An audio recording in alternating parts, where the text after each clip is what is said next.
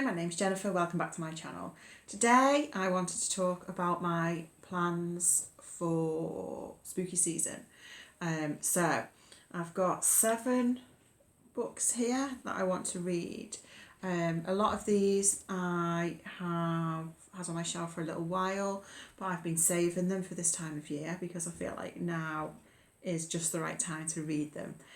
So there's all kinds here. We've got a bit of sci-fi, we've got aliens, ghosts, vampires, some gothicness, some post-apocalyptic stuff.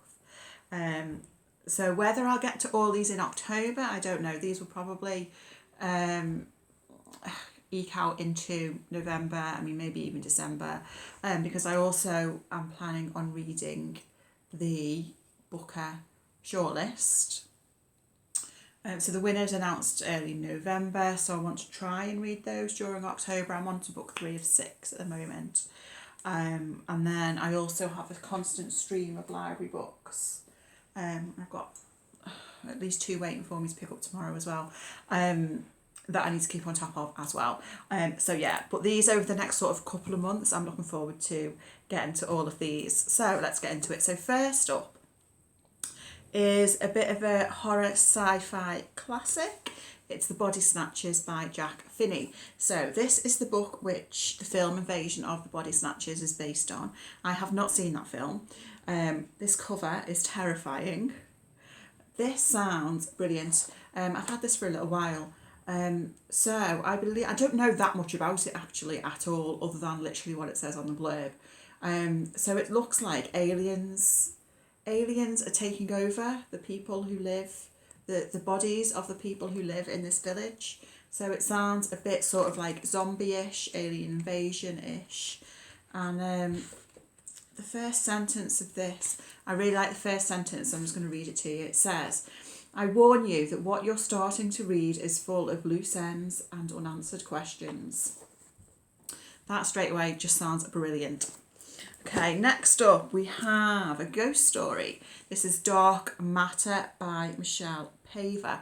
So I read Wakenhurst, I think earlier this year, which I liked, which is by the same author.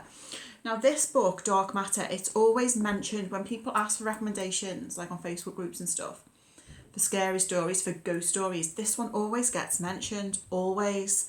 But I don't know that much about it. But what I do know sounds really, really intriguing. So it's set in the Arctic in 1937, and we have a group of explorers. One by one, the explorers are forced to leave, so we end up with one remaining explorer in the Arctic, and Jack is not alone. Something walks there in the dark. This is told in diary, like journal format. So it's this Arctic explorer Jack, it's his diary entries that we get, which I like the sound of. So this is one that I am really, really looking forward to getting to very soon. Next up is a book that I've had on my shelves for several months now, but I have been saving it for this time of year. It's The Only Good Indians by Stephen Graham Jones. Now, I haven't read anything by Stephen Graham Jones before. He is a Blackfeet Native American author. And I'm not sure what to expect with this, but it sounds really good. I've heard lots of good things about this, and I think this is a proper good like horror book. So I think we follow a group of friends a group of hunters who then are being hunted themselves by, I think, these like elk-like creatures maybe. I may have got that completely wrong. But yeah, I mean, I'm really, really looking forward to reading this. And he's just got another book out, I think it's called My Heart is a Chainsaw, which is like a bit of a take on a slasher novel, which I might head to if I get on with this one. Okay, next up we have some vampires. Interview with the Vampire by Anne Rice. I've wanted to read this for a while and my library doesn't have a copy, so I got a second-hand copy. Again, I have not seen this film. I don't actually, I mean, other than literally there's a vampire telling his story. That is all I know. And I believe there are more books in this series as well. I don't know how good they are, but I mean, if I like it, who knows, I might continue with the series, but I'll be interested to read this. I've not read a lot of vampire fiction. I've read some. I think Let the Right One In by a Swedish author whose name I can't remember. I like that a lot. I can't think of any other vampire. I do want to read Dracula. That may be possibly a plan for next year. As one of the classics I want to get to next year. Okay, next up is another book that there's been a film made of. And I, again, have not seen this film. It's I Am Legend by Richard Matheson. I have heard that the book, I think, has more of a psychological focus than the film, although I haven't seen the film, so that doesn't mean an awful lot to me. The last man on earth is not alone, is what it says. So I think that there's some, like, creatures. I think, are they vampires? Are they vampires? Yeah. Powerful and disturbing reworking of the vampire myth. So there's vampires in this one as well. Keen to get to that one. Next, let's talk about this one. Next up is Mexican Gothic by Silvia Moreno-Garcia. This is another book that I've wanted to read for quite a while. My library didn't have a copy and I ended up finding a second-hand copy.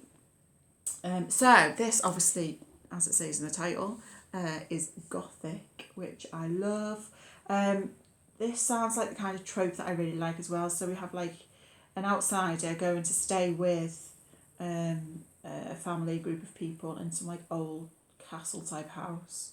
I think the woman who lives there believes her husband's poisoning her, and weird stuff happens. So yeah, looking forward to reading that one.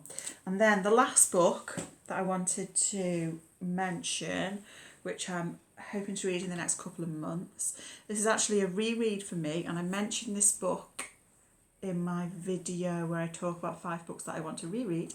It's The 13th Tale by Diane Setterfield. Now, it's years since I've read this book, years and years, but I remember really, really loving it. And so this has, I mean, it's not quite gothic, but it's got that sort of like dark feel to it, and this feels like the right time of year to read this book to me. So this is about an elderly lady who is an author. I think she's like quite a reclusive author, and she has chosen a writer, a biographer, I think, to come, and she's going to tell her life story. So I think there's like mysterious stuff going on, and what I do remember quite vividly about this book is that it has some really lovely writing about books and about the joy of reading as well, which I really appreciated at the time. So this feels like the right time of year to get to this, because it's giving me sort of like cozy, mysterious vibes. Okay, so those are the 7 books on my spooky season autumnal TBR. Let me know down below if you've read any of them, what did you think of them, and also let me know if you've got any other recommendations for me that I might want to head to at this time of year. I hope you're all doing well, and I'll speak to you again soon. Bye!